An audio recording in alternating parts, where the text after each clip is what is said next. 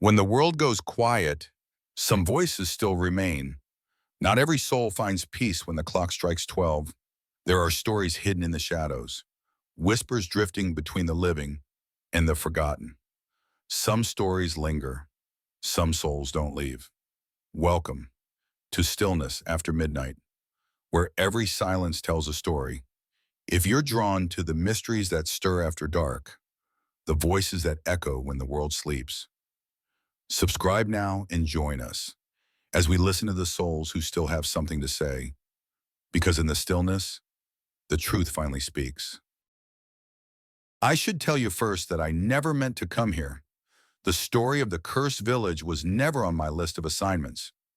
I had come to Vietnam for a short series of travel articles, features about coastal life, fishermen's rituals, lantern festivals, harmless things that made good reading for the lifestyle magazines back home. But then an email arrived, short and unsigned, no greeting, no explanation, only a sentence in broken English. Every year on the same day, someone dies here. If you are not afraid, come. At first I thought it was a prank, but curiosity is a stubborn parasite for someone like me. My name is Daniel Graves, 29 years old, freelance journalist. I had been drifting across Asia for almost 2 years, chasing stories that blurred the line between folklore and fact. Ghost stories, lost temples, forgotten wars, anything that carried the scent of mystery. This invitation fit too perfectly into that obsession. The message mentioned only a name, Thon Ha Du, a small fishing village in central Vietnam. I looked it up, nothing but a dot on the map, an anonymous smudge between sea and hills. Not even travel blogs wrote about it. That silence alone made me itch to see it with my own eyes. The bus dropped me at the edge of a narrow road, where asphalt broke into dirt and the jungle leaned too close. The driver didn't want to stop. He muttered something in Vietnamese I barely understood. Bad place, and gestured that I should leave quickly. I walked the rest of the way, my backpack heavy, the evening sun sinking red over the sea. The air smelled of salt and wood smoke. Cicadas screamed from the trees like 1,000 tiny saws. Ahead I glimpsed the roofs of the village, curved tiles slick with moss, clustered around a bell tower that rose crooked against the horizon. As I approached, I noticed how quiet it was. Fishing villages are usually full of sound. Nets dragged, children shouting, waves slapping wood. But here the silence pressed down like a lid. I saw people, yes, an old woman carrying water in clay jars, a boy chasing a chicken, a man mending nets by a doorway. But none of them looked at me directly. Their eyes slid away, as if contact itself might bring misfortune. It was then I remembered the words of the email. Every year on the same day, someone dies. I found a guest house near the shore, if you could call it that, a sagging wooden house with 2 rooms for rent. The owner, a wiry man with a scar across his cheek, gave me a mat, a mosquito net, and a single oil lamp. When I asked about the strange reputation of the village, he shook his head violently. No story, he said in broken English. No talk. But later, when the night was deep and the sea hissed against the rocks, he came to my door. His face glistened with sweat, though the air was cool. You should go tomorrow, he whispered. No foreigners stay here. Why? I pressed. His mouth trembled. Then he muttered one word, curse, and he left me in darkness. Sleep did not come easily. I lay awake, listening to the old house breathe. Wood creaked, shutters clicked, ropes groaned as if something tugged at them from outside. Once I heard the sound of footsteps, light, deliberate, as though someone walked in wooden clogs along the corridor. But when I lifted the lamp and checked, the hallway was empty. Only the netting above my bed swayed slightly, though the windows were shut.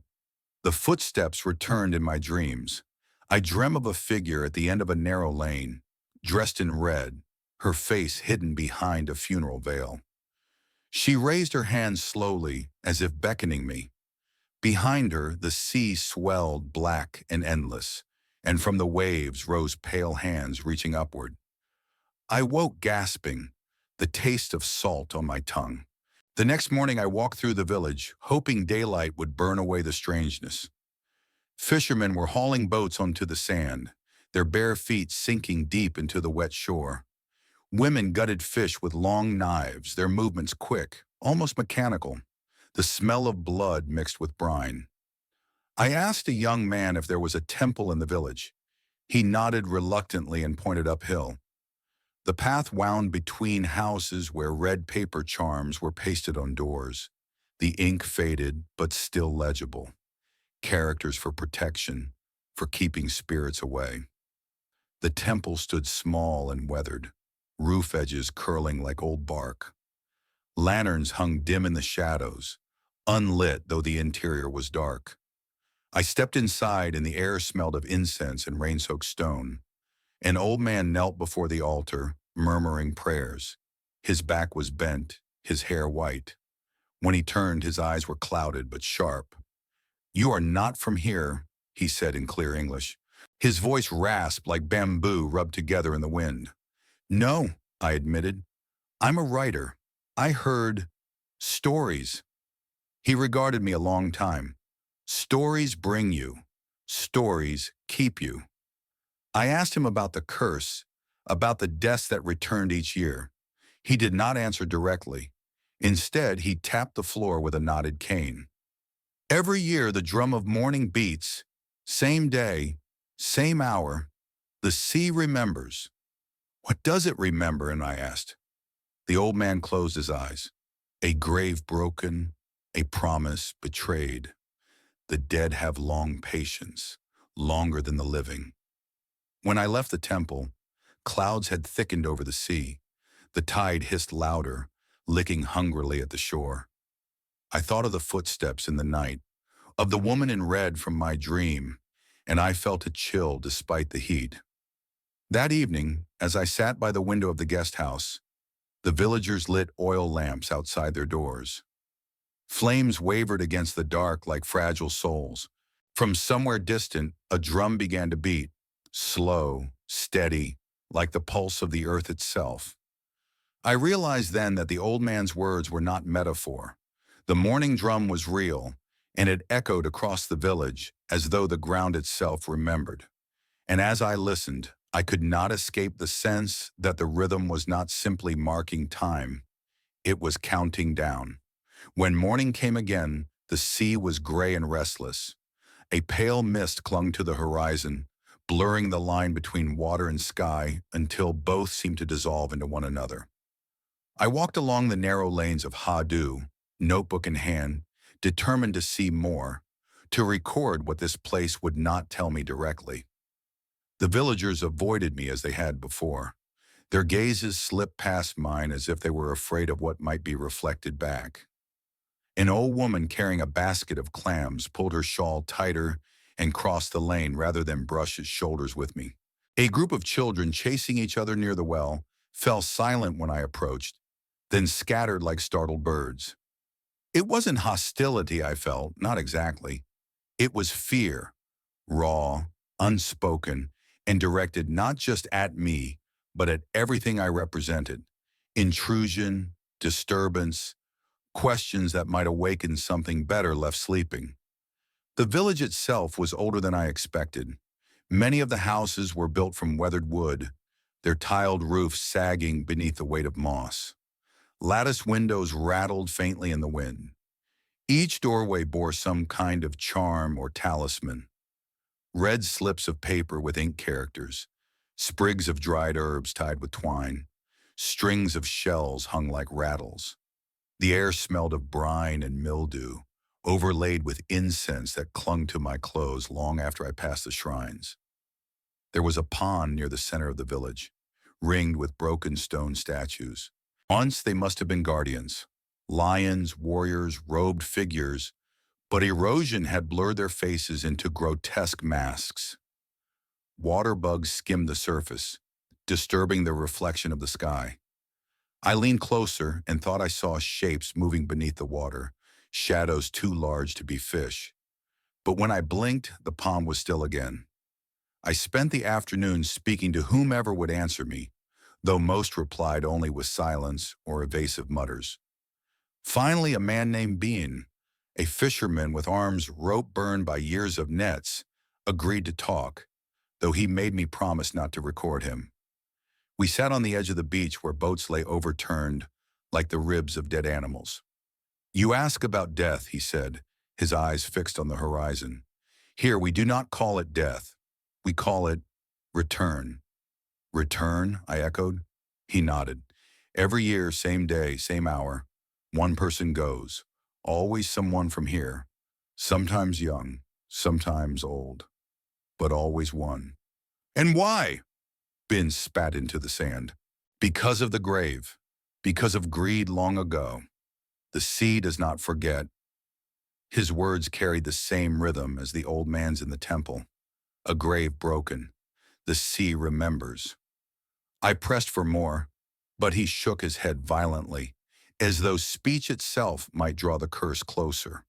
He stood, slung his net over his shoulder, and left without another glance. That night I ate a sparse meal in the guest house. Steamed rice, a few slices of salted fish. The owner's wife placed the dishes before me without meeting my eyes, her hands trembling as though even touching my plate might invite misfortune. When I tried to thank her, she hurried away, the sound of her wooden clogs echoing down the hall. I was beginning to feel like a ghost myself, present but unwelcome, a shadow drifting through their world. Later, unable to sleep, I stepped outside. The village lay quiet under a moon half-veiled by clouds. Oil lamps glowed faintly in windows, their flames shuddering whenever the wind pressed too hard. The sound of the waves carried endlessly, hollow and mournful. And then I heard it again, the clop of wooden clogs on stone, a measured rhythm, light but insistent, approaching from somewhere down the lane. I turned, heart quickening, expecting to see a villager, but the lane was empty. The sound continued, closer now, though the shadows revealed no one. I strained my eyes, certain a figure must appear around the corner. Instead, the footsteps halted just beyond sight. For a long moment, silence pressed in. Then slowly, the sound retreated, fading into the distance until only the surf remained. I cannot say why I didn't chase after it. Perhaps some instinct deeper than reason told me I would not like what I found. The following morning brought the first sign of morning. From across the village, I heard the low beat of a drum. It was not loud, not ceremonial, but steady. One strike, then a pause, then another, like the dragging of breath through failing lungs. I followed the sound until I came upon a procession moving through the main lane. At its center was a coffin carried by 4 men, their heads bowed. Around them walked relatives dressed not in black, as I expected, but in white funeral robes, their faces hidden beneath veils. They did not wail or sob. Their silence was heavier than grief. Only the drum spoke for them. I asked a boy at the edge what had happened, but he shrank away as if my question itself was dangerous. I stood watching as the procession moved past. For a moment I thought I glimpsed something through the thin white veils, faces not of the living, but of the drowned, lips blue, eyes wide with water. I blinked and the vision was gone. The coffin was carried toward the hill that rose behind the village. I followed at a distance, careful not to be noticed. At the crest of the hill lay the cemetery, a scatter of stone markers, some leaning, some shattered. Grass grew tall between them, and incense sticks stuck into the earth had long since burned down to ash. The mourners lowered the coffin into a shallow grave. Prayers were murmured, almost lost in the wind, and then just as quickly the people dispersed, leaving the earth raw and unsettled. I lingered, staring at the mound. The soil was too damp, too dark. It smelled faintly metallic, like rust or blood. That night the drum returned, louder this time, as if it beat directly beneath my floorboards. I pressed my ear to the wood and felt the vibration travel up through my bones. The rhythm was slow, deliberate, too human to be the sea, too unnatural to be anything else. I tried to write, to capture the feeling in words, but the sentences twisted into incoherence. My pen scratched phrases I didn't remember forming. They are waiting. They are beneath. The tide will not wash them away. I dropped the pen trembling. The lamp flickered once, then went out, plunging the room into darkness. In that silence, I swear I heard a whisper just above me, as though someone crouched on the rafters, breathing carefully through their teeth. I did not sleep until dawn. By then, I understood something clearly. The deaths here were not isolated accidents, nor even coincidence. They were ritual, recurrence, an echo of some wound long torn open. The villagers lived not in fear of death itself, but in fear of its memory repeating. And I had walked straight into the memory's path. I woke late the next morning, the remnants of unease still weighing on me. The drum beats from the night before had faded, but the silence that replaced them was not comforting. It was the kind of silence that seemed to listen, to wait. Determined to push past my fear, I wandered through the village again. This time I let the lanes lead me without purpose, their twists and narrow passages pulling me deeper into the hidden veins of Hadu.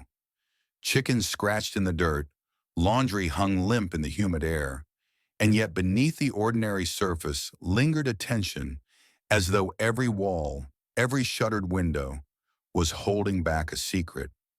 It was then that I found the old cemetery. The path rose steeply toward the hillside at the back of the village. A stand of trees loomed there, branches twisted and heavy with moss, their roots coiling across the earth like the veins of a giant corpse. At the edge of the trees, a crumbling stone archway marked the entrance. No one had told me about this place. No villager had mentioned it, yet it felt as though all my wandering had been leading here. The cemetery was vast, far larger than a village this size should need. Gravestones leaned at odd angles, their inscriptions worn down by centuries of wind and salt. Some were so eroded they looked more like teeth jutting from the ground than markers of the dead. The air smelled of damp stone, old incense, and something sharper, like metal left too long in the rain. I wandered among the graves, noting how some were adorned with offerings, fruit, rice, faded photographs, while others were abandoned, forgotten. The deeper I went, the heavier the air became, until every breath felt like I was inhaling the dust of centuries. That was when I saw it. At the farthest corner of the cemetery, half hidden beneath a collapsed banyan tree, lay a tomb unlike the rest. The stonework was ornate, though cracked, with carved dragons winding along its base. But what caught my eye was the scar across its surface. The earth before it had been disturbed, clawed open by human hands. The tomb had been broken into. I crouched, tracing the jagged hole where bricks had been pried away. The soil within was dark and hollow, as though something had been dragged out long ago. My pulse quickened. I remembered Bin's words on the beach. Because of the grave, because of greed long ago. This must have been it, the grave that started the curse. As I examined it, I felt a prickling at the back of my neck. Slowly I turned. An old woman stood a few yards away, leaning heavily on a cane. Her hair was thin and silver, her back bent nearly double. She had appeared without a sound, as though the cemetery itself had breathed her forth. "You should not be here," she rasped in Vietnamese. Her eyes glinted with something between pity and warning. I stammered a greeting, switching to English, then haltingly to the few Vietnamese phrases I knew. Somehow she understood enough. "This place, dangerous," she said, the words broken but heavy. I pointed toward the broken tomb. "What happened here?" Her lips trembled, but she did not answer at once. Instead, she tapped her cane against the earth, 3 slow strikes that echoed in the stillness. Finally, she whispered, "Long ago, a man opened what should never be opened. He stole from the dead. Since then, the dead steal from us." A chill ran through me. Who was buried here? The woman shook her head. "Do not ask. Some truths rot the tongue." And then before I could speak again, she turned and shuffled away, disappearing among the crooked stones as swiftly and silently as she had come. Left alone, I stared once more at the gaping wound in the tomb. What had been taken? Treasure? Bones? Something else? The villagers' fear made more sense now, their lives chained to a theft centuries past. But even as I told myself to leave, I could not. Something compelled me closer. I reached toward the hole, my fingers brushing the cold stone. For an instant, I swore I felt a vibration, faint but steady, like a heartbeat trapped deep within. I jerked my hand back. The wind stirred then, carrying with it a whisper that might have been only leaves, or might have been words. Go now, before night comes. That evening I returned to the guest house unsettled. The owner avoided me, his eyes narrowing when he saw the dust of the cemetery on my clothes. You went up there, he muttered.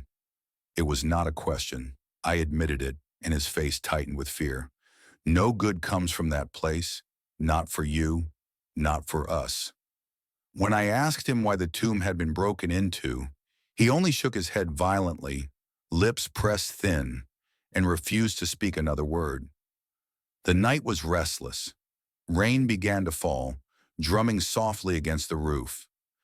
I tried to sleep, but dreams pressed down on me like wet cloth. I dreamt I was back in the cemetery, kneeling before the broken tomb. From within the darkness of the hole, something moved. A pale hand reached out, slender, trembling, nails cracked but long. It gripped the earth, pulling as though it meant to crawl free. I woke gasping, sweat cold on my skin. The rain still fell, but beneath it I heard another sound, the steady clop of wooden clogs moving along the corridor outside my room. They stopped at my door. I held my breath, staring at the thin line of light beneath the threshold. For a moment, a shadow fell across it, slender and unmoving. Then, just as slowly, the sound retreated, fading into the storm until only the rain remained. By dawn, the dream and the footsteps tangled in my mind until I could not tell which had been real. But one truth remained clear. The broken tomb was the heart of all this. The villagers' fear, the yearly deaths, the drum beats in the night, it all led back to that wound in the earth. And I knew with a certainty that made my hands shake that I would have to return there, because the dead might not stay buried forever. The rain did not stop the next day. It clung to the roofs and streamed down the narrow lanes, filling the ditches with muddy water. The sea was restless, gray waves colliding with the rocks in a rhythm that felt almost deliberate, as though the tide itself was drumming out some secret countdown. I stayed in the guest house for most of the morning, listening. At first it was only the sound of rain, but beneath it, faint and steady, the morning drum returned. One slow strike, a pause, another strike. The rhythm was the same as before, but louder now, nearer. It made the walls tremble, though when I asked the guest house owner about it, he pretended not to hear.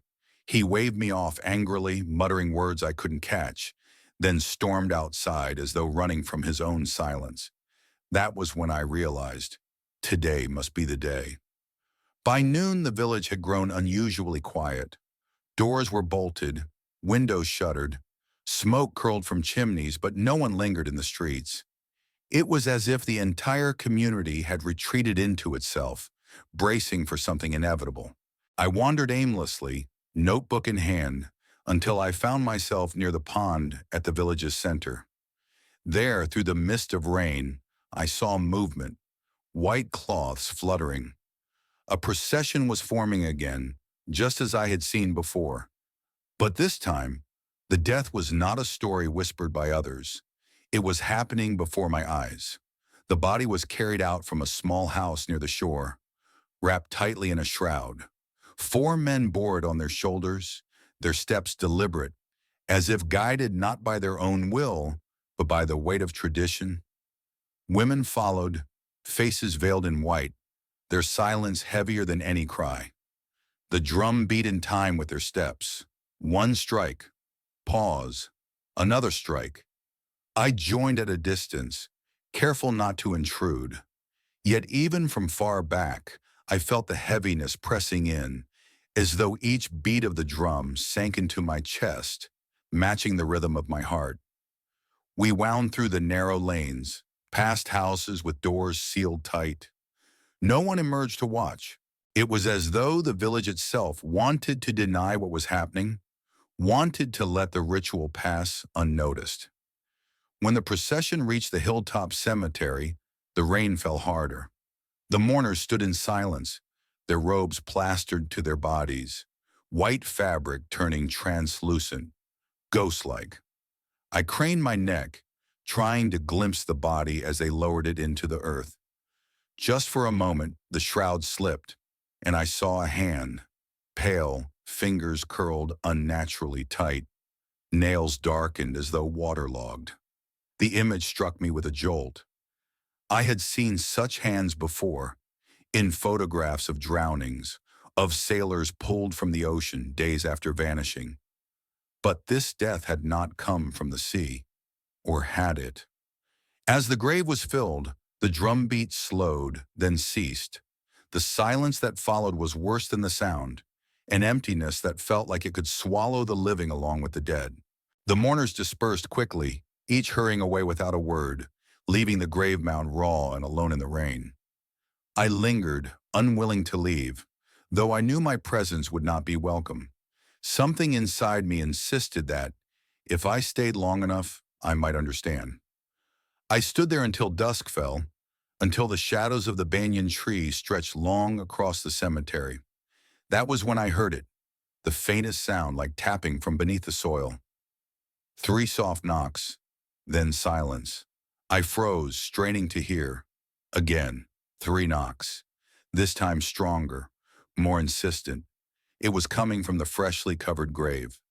I stumbled back, heart racing, but my feet tangled in the wet grass, and I nearly fell. My eyes never left the mound of earth. The rain had softened it, making the soil sag and glisten. For an instant, I swore I saw it shift, as though something inside pressed upward. I wanted to tell myself it was only water, only the earth settling. But deep down I knew.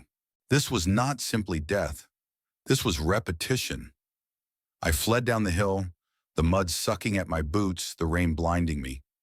By the time I reached the guest house, I was soaked, trembling, and clutching my notebook so tightly my knuckles had turned white. Inside, the lamp cast a weak glow, but it felt like the only fragile barrier between me and the darkness outside. I wrote furiously, trying to capture every detail, the pale hand, the knocks, the silence that pressed too heavily. But as I wrote, something strange happened. The ink bled. The letters I had just formed began to smear, as though the page itself was weeping. Water dripped onto the paper, though the roof above me was dry. Drop after drop fell, soaking the words until they ran into meaningless streaks. I lifted my head and realized the sound was not rain. It was dripping from the ceiling.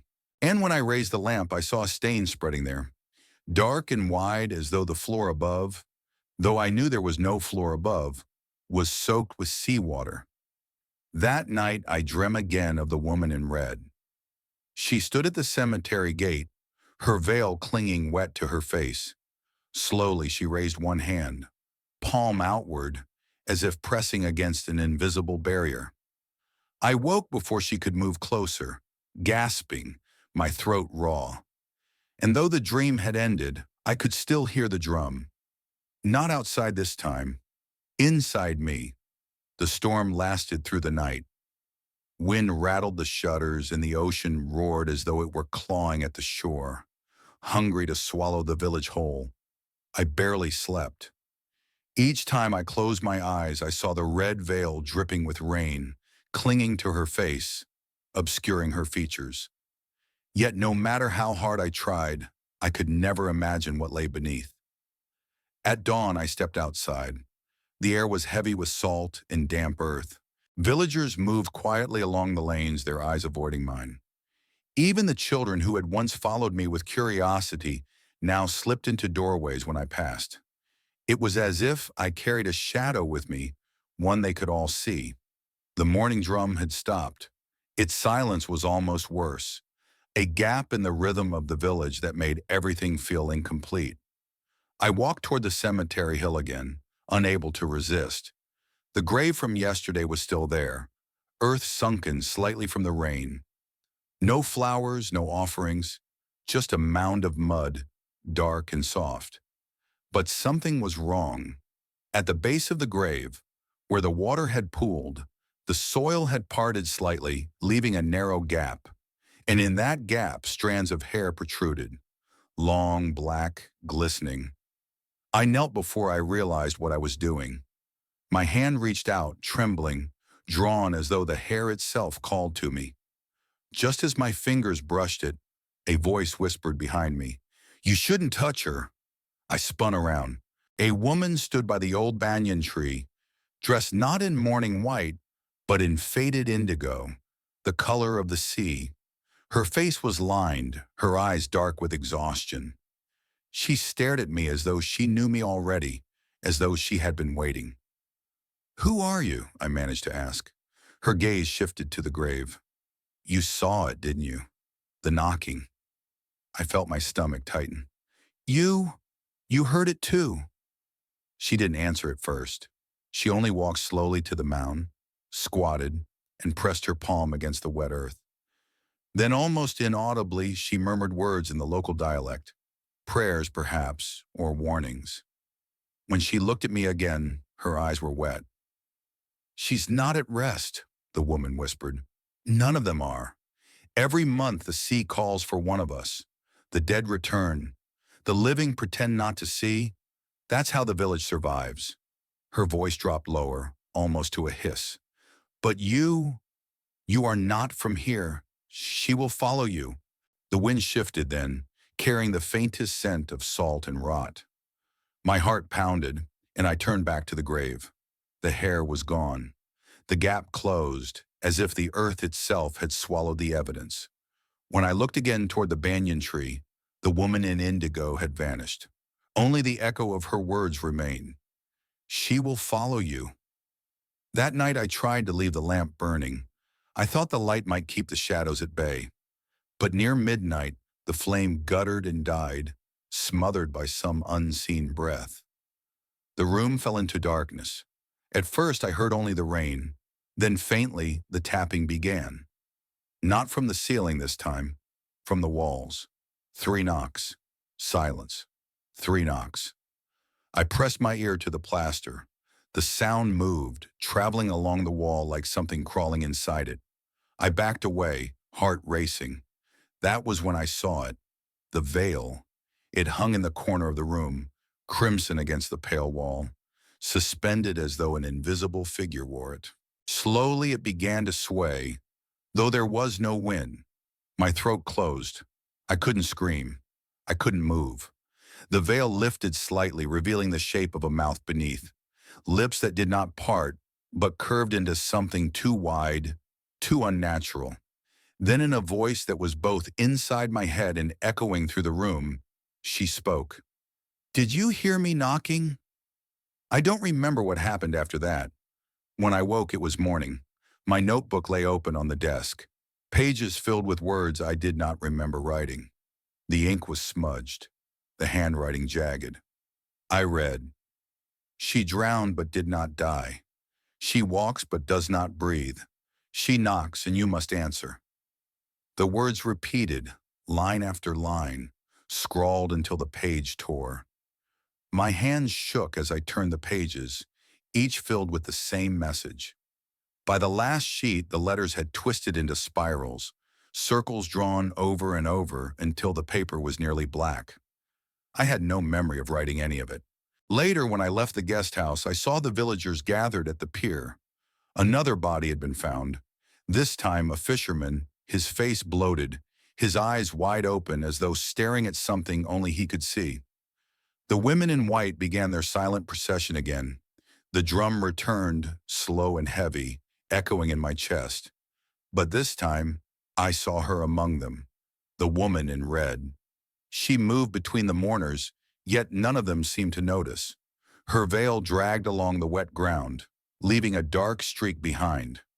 And though her steps were soundless, I could feel the rhythm of her movement, matching the drum beat perfectly. She turned her head. Even from across the pier, I felt her gaze cut through me. And then, though her mouth was hidden by the veil, I heard the words clearly, louder than the drum, louder than the sea. "You will be next." The words would not leave me. "You will be next." They echoed even in daylight, long after the procession ended. I tried to tell myself I had imagined it, that exhaustion and fear had twisted my mind. But deep down I knew. The veil had been real. Her gaze had been real. And the knocking, it would return. That evening I sought out the oldest man in the village. His name was Mr. Huy, though most called him the Keeper, for he tended to the shrine near the cemetery. His home was little more than a shack built from driftwood, standing crooked against the sea wind. When I arrived, he was sitting outside, carving incense sticks with hands that trembled more from age than the blade itself. His eyes, clouded but sharp beneath, met mine. He did not look surprised to see me. "You've seen her," he said before I spoke a word. The hair on my neck rose. "Who is she?" He drew a long breath, the knife pausing in his hand. "The drowned bride." I sat on the low stool beside him. The waves pounded in the distance, and the wind carried the faint scent of burning joss paper from somewhere up the hill. "She was once promised," he continued, "to a young man from this very village. A wedding was arranged. She wore the red veil, as is tradition. But the night before the ceremony, the groom vanished. Some say he fled. Some say the sea took him. No one truly knows." His voice cracked like dry wood. The girl waited at the pier, veil on her head, gown trailing in the tide. She believed he would come. She waited until the waves swallowed her. They say she walked into the water, still clutching the wedding lantern. The sea did not return her body. Only the veil drifted back to shore. A chill burrowed deep into my bones. "The next year," Hai whispered, "on the very night of her death, another villager drowned. The year after, another. Always the same date, always the same hour. That is the price the sea demanded for the stolen bride. Her spirit walks still, searching. And when she finds a soul out of place, someone who doesn't belong." His milky eyes met mine. "She marks them." The silence stretched long. I could hear my own pulse thudding in my ears. "She spoke to me," I admitted. "Last night, in my room." Hui did not flinch. He only set down the knife and touched his forehead to the ground, whispering words I couldn't understand. When he rose, his eyes glistened. "You must leave. Tonight." But when I returned to the guest house, I found my belongings soaked. My notebook, my clothes, even my passport, all drenched as though dragged from the ocean. Yet the room itself was dry, the windows shut, the roof intact. It was her warning, or her claim. That night the knocking began again. This time I did not cower. I lit the oil lamp, gripped it tight, and followed the sound. The knocks led me down the corridor of the guest house, past doors that should have been locked, but now hung open. Each room was empty, beds unmade, curtains swaying though the windows were sealed. At the far end, I found a door I had never noticed before. It was painted red, though the paint had faded, peeling in long strips. My hand trembled as I touched the handle. The knocking stopped. When I pushed the door open, the air inside was colder than ice. The smell of salt water struck me first, then the faint sweetness of incense. And there she was, the drowned bride. She stood in the center of the room, veil dripping, though no water touched the floor. Her gown clung to her body as if soaked, the fabric heavy and torn. Her hands clutched something, a lantern, rusted and dark, its flame long dead. Slowly she raised her head. Through the veil I saw her face, pale, distorted, lips swollen as though waterlogged, eyes black, bottomless, like the depths of the sea. My knees weakened. I wanted to run, but her gaze held me fast. "You wear his shadow," she whispered, her voice like water rushing through stones. I shook my head. "I don't understand." Her voice grew sharper, echoing against the walls. "You carry his name, his blood." I froze. His name? His blood? Before I could speak, the veil snapped forward, wrapping around me like a wave. The lantern clattered to the floor. Darkness swallowed me whole. When I awoke, I was lying in the cemetery, face pressed to damp soil. My chest ached as if I had nearly drowned. In my fist, I clutched something cold. It was the rusted lantern.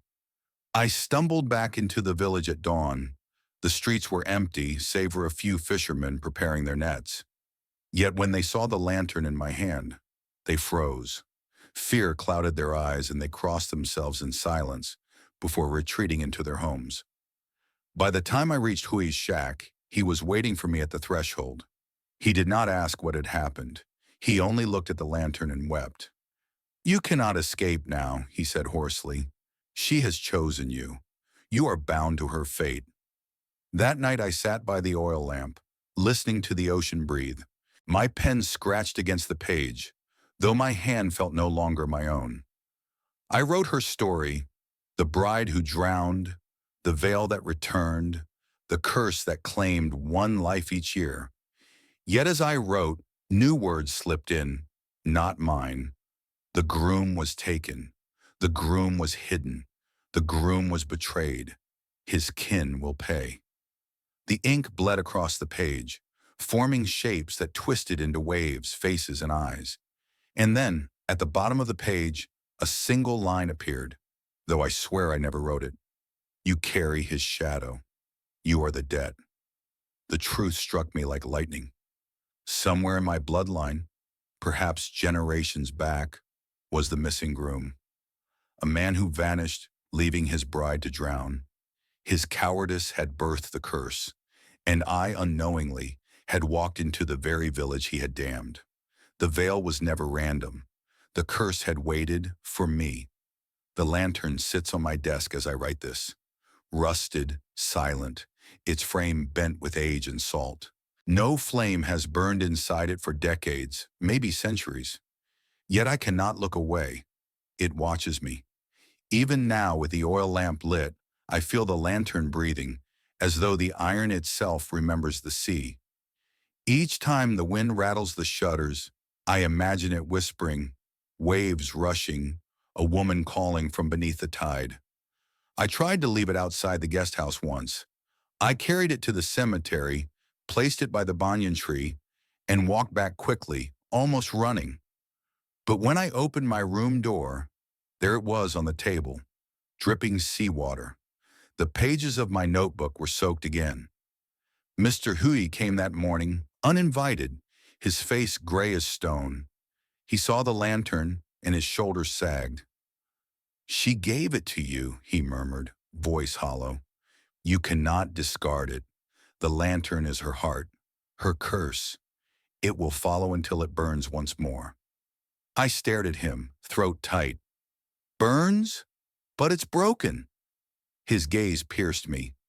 "Only her hand can light it. Only her death can extinguish it." Then he left me with those words shuffling into the mist, leaving me alone with the iron relic that pulsed like a second heartbeat. That night the lantern changed.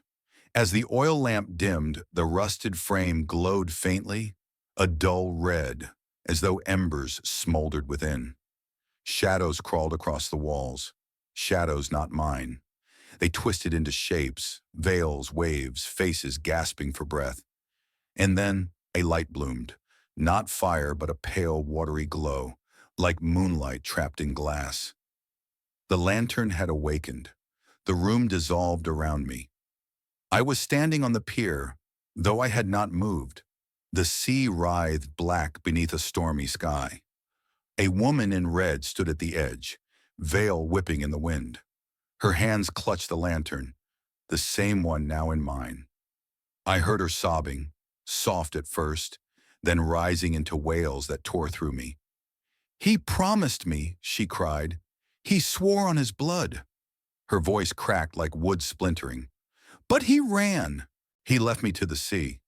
I wanted to speak, to tell her I was not him, not the one who betrayed her. But when I opened my mouth, no sound came. Only seawater filled my lungs. She turned, veil fluttering aside. Her face was pale, swollen, eyes black hollows brimming with grief. She lifted the lantern, and its glow spread across the waves. In that light, I saw bodies, dozens, hundreds, drifting just beneath the surface, their mouths open in eternal screams. The drowned, her procession. I gasped and the vision snapped. I was back in the guest house, collapsed against the desk, the lantern glowing faintly beside me. My chest heaved, lungs burning as though I had nearly drowned. On the notebook before me, new words had appeared, scrawled in dripping black ink. Light the lantern. Follow her. See the truth. The next day, I could not resist. I carried the lantern through the village, ignoring the stares of those who crossed themselves and fled indoors. Down the narrow lanes, past shrines overgrown with moss, I followed the pull in my chest. It led me to the well at the center of the village, a stone ring choked with vines, water black and stagnant within. I leaned over, lantern in hand. The surface rippled. And then, as if the water were glass, I saw a reflection that was not my own. The bride. She reached from beneath, her veil flowing like blood and water. Her hand rose, pale and skeletal, pressing against the surface from below. The lantern trembled in my grip. Without thinking, I lowered it toward the well. The moment it touched the water, the glow burst forth, brighter than the sun, and I fell. I was no longer in the village. I stood in a wedding hall, its paper lanterns glowing red, silk banners fluttering though no wind stirred. Guests in old garments sat motionless, their faces hidden behind veils of shadow. At the center stood the bride, radiant in crimson, veil draped low. The groom's seat beside her was empty. She turned to me, and though her face was hidden, I felt her sorrow pierce like knives. "You left me," she whispered. "You all left me." I tried to step forward, but the hall shifted. The shadows rose, taking shape as villagers, the same faces I had seen in daylight, but pale, hollow-eyed, chanting in unison. Debt, debt, debt. The bride lifted the lantern. Its glow turned red, flooding the hall with the color of blood. And in that light, the guests dissolved into corpses, their skin bloated, dripping, their mouths gasping for air that would never return. I screamed and woke at the edge of the well, soaked in cold water, the lantern clutched in my arms. The villagers stood around me in a silent circle. Their faces were grave, eyes lowered. Not one came to help me rise. Finally, an old woman stepped forward, voice trembling. "She has shown you," she said. "Now you cannot turn away. The truth will drown you as it drowned her." That night, back in my room, I tried to sleep, but the lantern glowed faintly, casting shifting shadows. And in those shadows, her voice whispered, not anger now, not a threat, but a plea. "Find him. Find the one who ran. Only then will I rest." I lay awake until dawn, clutching the cursed lantern. My blood hummed with dread and a terrible certainty. The missing groom, my ancestor. If I found him, or what remained of him, I might break the curse. But if I failed, the sea would claim me. The lantern has become my compass. Its glow, faint as a dying ember by day, swells into something unearthly at dusk. Each time the sun sinks, I feel its pull, like a hand tugging me forward, guiding me somewhere I do not want to go, yet cannot resist. On the third night, the pull grew unbearable. I set out from the guest house, lantern in hand, following the glow through narrow alleys and overgrown paths. The villagers pretended not to see me, but I felt their eyes on my back, heavy with the weight of things unsaid. The path climbed toward the hills behind the village, where the trees grew twisted, their roots gnarled like clutching fingers. No one followed me. No one would. At the crest, the forest parted, revealing a hollow in the earth. Broken stone markers leaned at crooked angles, half swallowed by weeds. The air was heavy with incense long burned out, the kind of scent that lingers centuries after offerings have ceased. At the center lay the tomb, or rather, what remained of it. Its stone face was cracked wide, the seal broken. Earth spilled where the grave robbers had pried it open. The lantern flared at the sight, its light flooding the hollow, illuminating faded carvings on the walls. Dragons curling, lotuses blooming, characters etched deep with prayers for eternal rest. Prayers that had been shattered. I knelt, brushing dirt from the inscription above the entrance. The words were old, but I could still read them.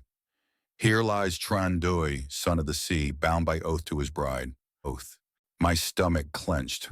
The name, the bloodline, the vanished groom. This was his resting place, or what should have been. But when I peered into the tomb's hollow, I saw nothing. No bones, no coffin, only darkness that breathed, as though the earth itself exhaled. The lantern flickered violently. Its glow expanded, filling the tomb, and for an instant I saw them. Faces, hundreds of them, pressing against the walls, pale and contorted. Mouths moving in silence, eyes black as the depths. The drowned. They stared at me as one, their gaze accusing, pleading, damning. Then the shadows shifted, forming a single figure. The bride. Her veil flowed upward as though in water, revealing her swollen face. "You see now," she whispered. "He was promised to me, but they took him." Her voice deepened, echoing like drums beneath the earth. "They stole his body. They hid his bones. They broke the vow. And so I wander." The lantern pulsed, light spilling into my hands. My skin burned as though etched with unseen marks. "Why me?" I rasped. "Why have you bound yourself to me?" Her eyes pierced mine. "Because his blood runs in you. You carry his shadow. You must return what was taken." Her hand rose from the tomb's void, pale and skeletal. She pointed deeper into the earth, where darkness thickened like ink. "Find him." The vision collapsed. I stumbled backward, gasping, the lantern dim once more. The forest was silent, save for the distant crash of waves. Yet I knew. Something had shifted. The curse was no longer only hers. It was mine. I spent the next day in the shrine with Mr. Hai. He had been waiting, as though he knew I would return from the hills. His eyes were wet, his lips trembling. "You found the tomb," he said without question. I nodded. "There's nothing left inside. No bones, no body." His shoulders slumped. "They took him centuries ago. Bandits or soldiers. It does not matter. They disturbed what should never have been touched. And so the bride waits, forever searching for the man who cannot return to her." The old man's voice cracked. "Each year the debt must be paid, one life offered to the sea, so that the rest may endure." His gaze locked with mine, heavy with pity. "But she has chosen you. Perhaps it is the end." I left him and wandered the village streets. Everywhere I turned, doors shut against me. Curtains trembled as eyes peered from behind. Children hid in silence. The weight of their fear pressed down on me. They had lived with the curse so long that it had become part of their rhythm, like tides, like seasons. But I was the disruption. I was the loose thread, and the lantern pulsed with each step, reminding me I was bound. That night I dreamed of the sea. The water stretched endless, black and glistening. I walked upon its surface as though it were solid ground, the lantern lighting my path. Beneath me faces stared upward, hair drifting like seaweed, eyes wide with hunger. The drowned reached up, clawing, but never breaking the surface. At the horizon I saw her, the bride, veil spread wide, arms outstretched. She held no lantern now. She waited, her voice echoing across the water. Bring him back to me. When I looked down, my own reflection wavered, and it was not me. It was Tran Dui, his face sharp, youthful, yet pale with fear. His lips moved, whispering something I could not hear. Then the water split open, and I plunged into the abyss. I woke gasping, sheets drenched as though pulled from the ocean. The lantern glowed faintly at my bedside, dripping seawater onto the floorboards. The words burned in my skull. Bring him back. By dawn I understood. The tomb had been emptied, the body taken, and until it was returned, the bride's spirit would never rest. But who had stolen him, and where had they taken the bones? I looked at the villagers, their silence, their fear, their evasive eyes. I knew then, someone among them still carried the secret. Someone knew where the missing groom lay, and the lantern would lead me to them. The village breathes lies. Every glance, every silence, every door that shuts when I walk past, it all carries the same weight, knowledge they dare not speak. But the lantern sees through them. It pulses each time I cross paths with someone who knows too much. Its glow trembling, restless. And when I stand before Mr. Hai, the shrine keeper, it burns brightest. That morning I confronted him. You've known all along, I said. My voice was raw from a sleepless night. You know where his bones are. The old man's face felt like a curtain collapsing. He closed his eyes as though hearing a verdict he had dreaded for years. I prayed you would not ask, he whispered. But the bride has chosen you. She will not let go. Then perhaps it is time. His hands shook as he reached for the incense sticks on the altar. He lit them with slow, deliberate movements, smoke curling upward, twisting like phantom hands. I am the keeper of this shrine, he said, but I am also the keeper of a sin. He told me then. Centuries ago, when Tran Dui was buried, raiders came from the sea. They plundered graves, searching for treasures buried with the dead. Tran's coffin was stolen, bones scattered. The villagers, terrified of the bride's wrath, searched desperately. But when they found the remains, they did not return them. They feared the curse, Hai said. They feared her demand for a reunion would never cease. So they hid him, far from her tomb, far from her reach. They buried his bones under stone and salt, hoping the sea would forget him. His eyes burned with unshed tears. And every year since, we have paid with blood. A life cast into the waves to quiet her rage. That is the pact our fathers made. I felt sick. All this time, I said, you could have ended it. You could have returned him. Hui shook his head violently. No, you do not understand. To return him is to give her what she demands. Do you know what happens when two halves are made whole after centuries of anger? She will not rest. She will rise, and she will drag us all beneath the water. His voice cracked. I kept the secret because it was safer this way. Safer to bleed once a year than to drown forever. The lantern throbbed in my hand. Its light licked at my skin, hungry, insistent. She doesn't want sacrifices anymore, I said. She wants him, and she wants me to bring him. Hai stared at me, horror dawning. No, she has marked you. You carry his shadow. If you return him, you will become him. You will not survive it. I thought of the dream, Tran's face staring back from the water, whispering through my reflection, his lips moving in silence, his eyes pleading. Perhaps Hui was right. Perhaps if I returned the bones, I would cease to exist. But what choice did I have? That night the villagers gathered in the square for the yearly ritual. I stood among them, lantern concealed beneath my cloak.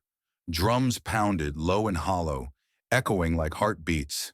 Women carried bowls of salt. Men carried ropes. A boy knelt at the center, blindfolded, trembling. He could not have been more than 15. He was their offering. The sight curdled my stomach. Their tradition, their bargain. It was murder disguised as duty. I could not allow it. The lantern flared, searing through the cloth of my cloak. The villagers gasped, shielding their eyes as its light pierced the square. The boy screamed, thinking it judgment. Hui alone stared at me, sorrow carved deep into his face. "It is too late," he murmured. "You cannot fight her will." I left the square, the lantern dragging me through the alleys, through the trees, back toward the hills. The villagers did not follow. They were too afraid or too resigned. At the edge of the forest, I turned and saw Hai. He had followed after all, his lanternless figure hunched, breathing hard. "If you go to him," he said, "the village will not survive." "And if I don't," I replied, "a boy dies tonight, another next year, and another after that." Silence hung between us, heavy and unbroken. Then Hai reached into his robe and pulled out a key, iron and rusted, strung on a cord. He placed it in my hand. "The bones are hidden beneath the old salt storehouse, by the shore," he whispered. "I have guarded the place my entire life, but I am too old now, too tired. If you would end this, take him back." His voice broke. "But know this, when you return him, you will not be Daniel any longer. The bride will claim you both." I walked toward the shore at dawn. The storehouse loomed in the mist, abandoned, its roof sagging, its doors chained. With trembling hands, I slid the key into the lock. The rusted metal groaned, then gave way. Inside, the air reeked of brine and decay. Salt mounted high along the walls, brittle sacks crumbling into powder. Rats scattered as I stepped deeper, the lantern's glow spilling over beams blackened with mold. At the far end, a trap door waited. Its surface bore carvings, symbols etched deep, circles within circles, lines crossing like waves. Wards. My heart hammered.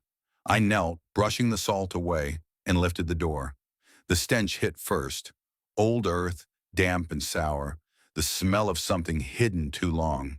Below, a chamber carved into stone, and in its center, an ossuary, a chest of blackened wood bound in iron, its surface marked with the same wards as the trap door. The lantern blazed. I descended the ladder, each rung groaning under my weight, until I stood before the chest. My hands shook as I reached out. The iron was cold, biting, as though frost clung to it. The lock was sealed, but the lantern's light pierced it. With a sound like bones snapping, the iron cracked open. The chest creaked wide. Inside lay the bones. Tran Dui's bones. They were not whole. Some had splintered, others crumbled. Yet the skull remained intact, jaw slightly open, as if frozen mid-breath. As I gazed at it, the air shifted. The chamber darkened, and she was there, the bride. Her veil flowed like ink, her eyes wide, her lips curved in something between a smile and a snarl. "You have found him," she whispered. "Now bring him home." Her voice coiled around my heart, her command carved into my flesh. I wanted to run. I wanted to throw the chest back into the earth and flee the cursed village forever. But my hands moved on their own, lifting the bones, cradling them like something fragile, something sacred. The lantern's flame engulfed me, and in its glow I saw my reflection once more. No longer mine. Tran Dui stared back. I stumbled from the storehouse, chest and arms, salt clinging to my skin. The tide was rising, waves crashing harder than before, as though the sea itself awaited me. The villagers watch from a distance, their faces pale, their voices hushed. None approached. Only Hui stepped forward, his lips trembling. "You have doomed us," he said. I tightened my grip on the bones. "No," I whispered. "I will end this." The lantern pulsed, the bride's voice threading through its light. "Bring him home. The sea has been calling all night. Even now, as dawn shivers across the horizon, its voice threads through the air like a hymn. The tide roars louder than before, waves thrashing against the rocks as though urging me onward. I clutch the ossuary tight against my chest. It is heavier than bones should be, as if each fragment carries centuries of grief. Salt burns my lips. My clothes cling to me, soaked not with seawater, but with sweat, with the damp breath of something waiting, and I walk. The villagers line the path, silent, their eyes wide, their bodies pressed back as I pass. They part as though I carry a plague.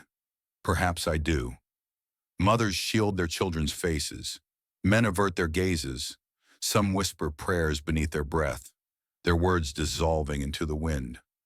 But none dare to stop me, all except Mr. Hui. He limps forward, his lanternless hands trembling. His voice cracks against the weight of the sea's roar. "Daniel, please return it to the earth. Do not take him there. Once the two are joined, she will rise. Do you hear me? She will rise." I meet his eyes. They are red, swollen, not with anger, but with helplessness. "I have heard her," I reply. "She doesn't want blood anymore. She wants him." "And when she has him," Hui says, voice breaking, "what then will she want? Do you think she will simply rest? No. She will want everything that was stolen. She will want every soul that ever betrayed her." The words sink into me like hooks, but my feet do not stop. The lantern pulses with fever heat. The ossuary hums, faint but steady, a sound only I can hear, a heartbeat or an echo of one. As I reach the square, the boy who was chosen for sacrifice stands unbound. His blindfold lies trampled in the dust. He stares at me, lips trembling, tears streaking his face. He is alive because of me. I remind myself of that. Yet his eyes are not grateful. They are afraid, afraid of me. The procession grows behind me, not willing participants, but unwilling witnesses.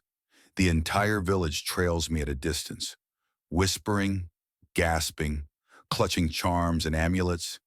It is not celebration, it is dread. I walk through their fear, through their silence toward the shore. The path to the sea winds between black cliffs. Bamboo rattles in the wind, hollow knocks like bones striking together. Each gust carries the scent of salt, sharp and cold. My body feels less mine with every step. The ossuary grows hotter, pressing against my chest like a fevered child. My hands ache, yet I cannot release it. At times I hear footsteps beside me, soft, measured, feminine. When I turn, no one is there, but the veil lingers at the edge of sight, a flicker of white against the darkness. She is following. No, she is leading. When the sea comes into view, the crowd stops at the ridge.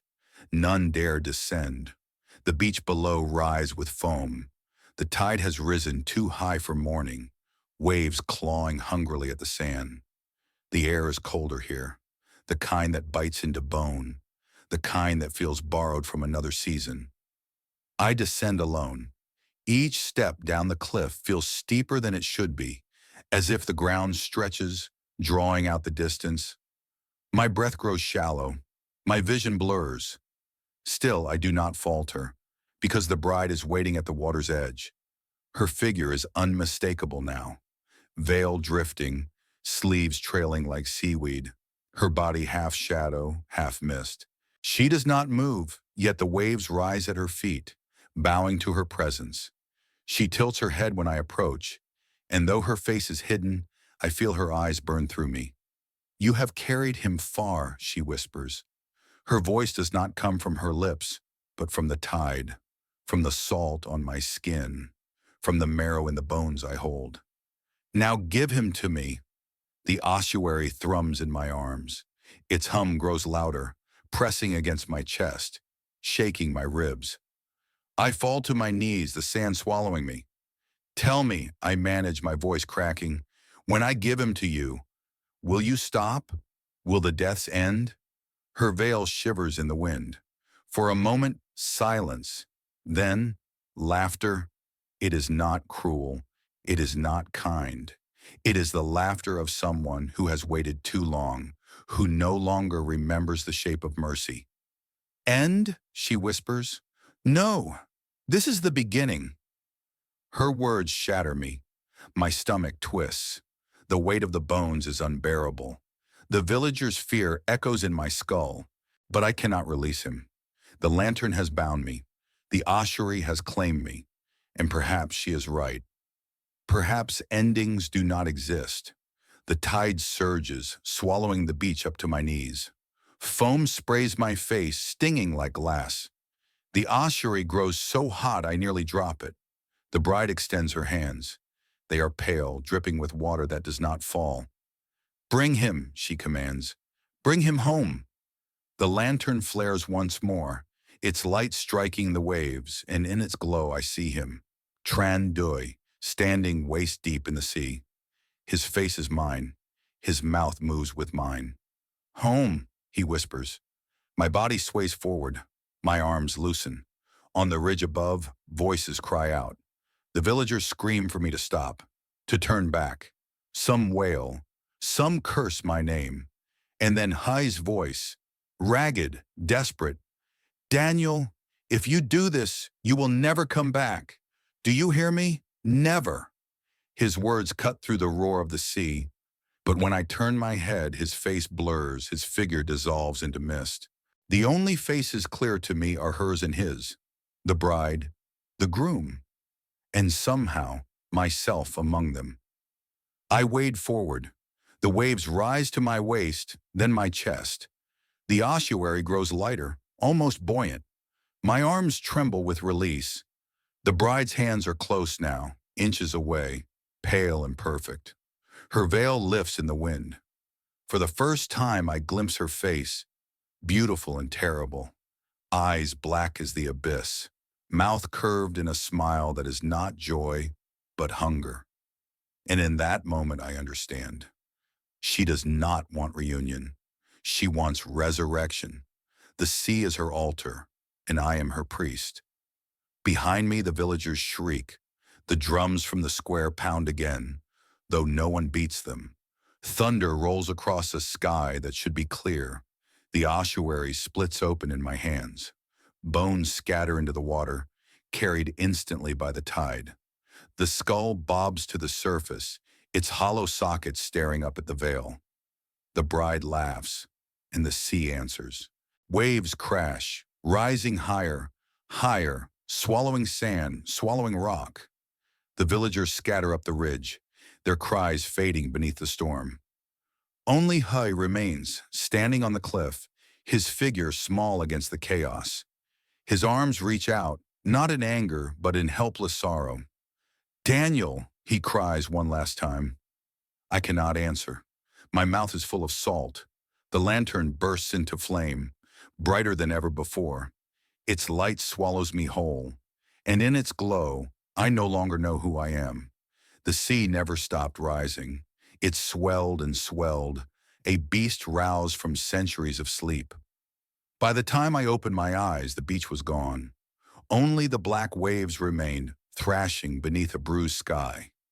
I floated, though I did not remember swimming. The ossuary was no longer in my arms. Its bones had scattered into the tide, but their weight remained inside me, heavy as chains. The lantern clung to my hand still, though its flame had changed. No longer a flicker, it burned like a sun, a cruel and pale one, casting light across a sea that did not end. And there she was. The bride drifted above the waves, veil spread wide like wings. Her laughter echoed through the storm. Finally, she whispered, though her lips did not move. He is mine again. When I turned, he was beside me, Trandui, or rather the shadow that wore his face. His eyes were mirrors of the sea, endless, hungry. His mouth curved in a faint smile, but there was no warmth in it. "You carried me," he said. His voice was my voice, doubled, distorted. "You are me now." The words slithered into me, hollowing me. My memories twisted, blurred. I saw not the streets of London, not my apartment, not the newsroom where I once typed articles late into the night. Instead, I saw a wedding procession centuries ago, lanterns swaying, drums beating, a bride waiting in her crimson veil. And I saw myself, a groom walking toward her. But I had never lived that day. Had I? The storm did not stay at sea. When I blinked, I was no longer adrift. My feet stood on the ridge, where the villagers had once gathered. The ground shook beneath me, trembling like the surface of water. The village below was drowning. Waves surged through the alleys, smashing against wooden walls. Roofs collapsed under the weight of water. Boats tore free of their moorings and crashed into homes. The cries of the villagers pierced the roar of the tide, shrieks of terror, of prayers unanswered. I could see them running, stumbling, clutching children, clutching charms. But there was nowhere to go. The sea followed, swallowing everything. Hui still stood nearby. He was drenched, his robe plastered to his frail frame, but he had not fled. His lanternless eyes fixed on me, wide with horror. "You've done it," he whispered. "She has risen. The curse is whole again." I wanted to answer, to defend myself, to tell him it was not me. It was always fated. But the words tangled in my throat. The bride's laughter threaded through my mouth. He stepped closer, his hands trembling. "Daniel, listen to me. She hasn't fully taken you yet. You can still fight it. You must, or this village will drown with you." But my reflection in the floodwater told a different story. It was not Daniel's face staring back. It was Trandui's. His eyes blinked when mine did not. His mouth moved with words I did not speak. "Let it go," he whispered through the reflection. "Let us be whole." The villagers' screams grew sharper. I turned to see a mother stumble in the water, her child slipping from her grasp. The current dragged the boy under. Instinct seized me. I plunged forward, the lantern lighting my path, and seized the child's wrist. The water hissed, recoiling from the flame. For a moment the boy was safe in my arms, but then the bride's voice curled inside my ear. "He is not yours to save. He is mine." The water surged upward, forming hands, claws of foam that tore the boy from me. He vanished beneath the tide before I could grasp him again. His mother's scream splintered the air. I felt something break inside me. A string pulled taut for too long, now snapping, and for the first time I hated her. "Hey!" I shouted, my voice raw. "How do I stop her?" The old keeper's eyes burned with both fear and hope. He raised his hand, pointing not to the sea, but to the lantern in my grasp. "That flame, it's not hers. It was made to contain her long ago. You must use it. Burn the bond between them before it consumes you both." The lantern's heat seared my skin, almost unbearable. Yet his words rang true. This light was the only thing she recoiled from. But the bride heard him too. Her veil twisted in fury. The waves rose higher, slamming against the ridge, spraying salt into our eyes. Her voice thundered through the storm. "Do not betray me. You are mine now. His bones, your flesh. My vow, joined forever." Her face flickered in the lightning, pale and furious.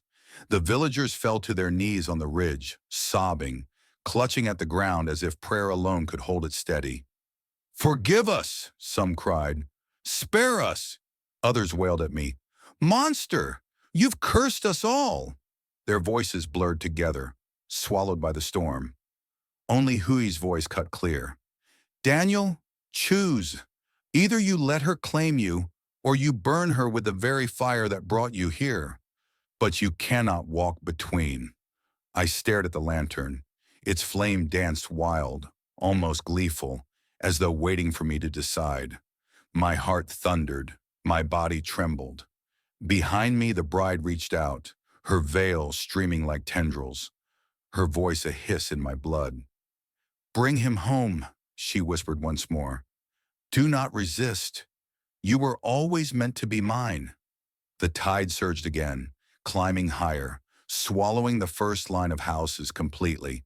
The village groaned under the weight of water, and still she came closer, her pale hands extending toward my chest. I stumbled back, clutching the lantern to my ribs. Its flame leapt high, searing her misty veil. She shrieked, not in pain, but in fury, as though I had betrayed a love older than the sea itself.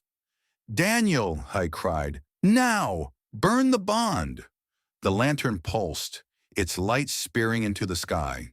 My reflection split in the floodwater, showing two faces, mine and his, Daniel and Trandai, merging, breaking. The choice roared inside me like thunder. I raised the lantern high. The bride screamed. The sea convulsed. The villagers wailed. And in that moment, I knew. Whether I chose to fight her or surrender, there would be no return, only the rising tide. The ridge shook beneath me. The village screamed above. The sea howled below. And between them, both I stood. Lantern in one hand, the weight of two souls in the other. Her veil surrounded me, endless, flowing like smoke. Trandai's reflection shimmered at my feet, his eyes pleading, his lips whispering words I could not hear beneath the roar. And I was breaking. The lantern burned hotter than ever, its handle searing into my flesh.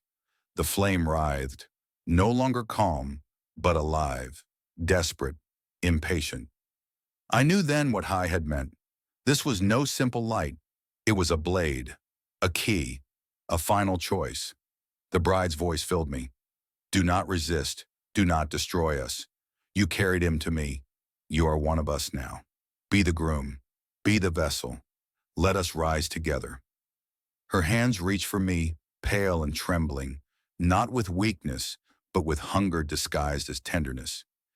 And in the reflection below, Tran Dui mouthed something again. This time I understood. "End it." I staggered backward, torn between their voices. Hui shouted from the cliff, "Daniel, if you burn her now, you burn him too. His soul will vanish forever. Do you understand? He will never rest, never return, gone." The words struck like stones. If I chose fire, Tran Dui's centuries of torment would end, but at the cost of his existence, a second death, deeper than the first. And if I chose surrender, if I gave myself, then she would rise, draped in flesh, and the village would drown in her wake. There was no mercy in either path. The villagers were on their knees, wailing, clutching their children, their voices rising in waves of desperation. Some begged me to burn her. Others cursed me, calling me the herald of doom. But none of their voices mattered, not anymore. Only his, only hers, and my own. The storm closed in. The sea climbed higher, swallowing the ridge stone by stone. Salt whipped across my face. My chest heaved, lungs burning as though I'd already drowned. I raised the lantern higher. Its flame lashed upward, blinding, splitting the sky. For a moment the storm paused, as if even the sea itself held its breath. The bride hissed, her voice splintering like shattered glass. "Do not betray us." Trandai's reflection bowed its head. "Please, end it."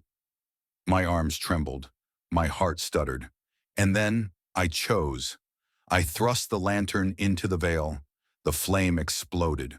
White fire poured outward, devouring mist, devouring shadow, devouring every inch of her that touched the world. She shrieked, a sound that cracked the air, a sound not of pain but of rage. The waves reared high, walls of water clawing toward the ridge. The villagers screamed, scattering, stumbling for higher ground. But still the fire spread, clinging to her veil, racing down her form. She writhed, her face flickering between beauty and horror, her eyes burning holes through me. "You kill him too," she wailed. "Do you know what you've done?" I did, and my hands did not falter. The reflection beneath me convulsed. Tron Dui's image shattered into ripples, his voice splintering. "Thank you," he whispered, before the water swallowed him whole. And then, silence. The fire consumed her. The veil dissolved into smoke. The waves crashed down, but not upon us. They collapsed into themselves, retreating as though dragged back by unseen chains. The storm shattered, clouds tearing apart to reveal a thin, gray dawn. I collapsed to my knees, the lantern rolling from my grasp.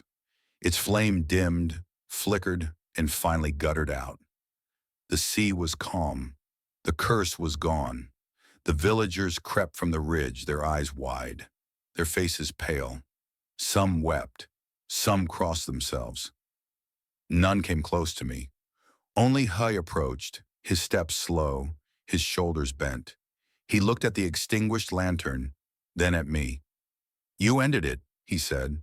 His voice was flat, neither grateful nor condemning, just weary. "The deaths will stop now. The sea will keep its dead." I nodded weakly, though my throat ached too much to answer. But inside I knew the truth. I had not ended it. I had erased it.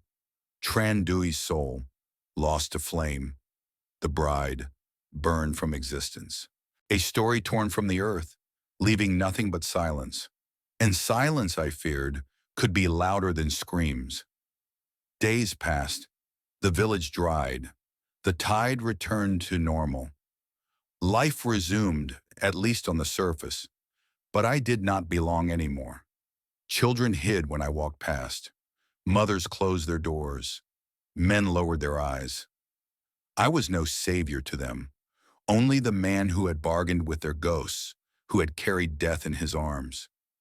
I packed my belongings, my notes, my tape recorder, my camera. All of it felt foreign now, relics of a man who no longer existed. He came to see me off.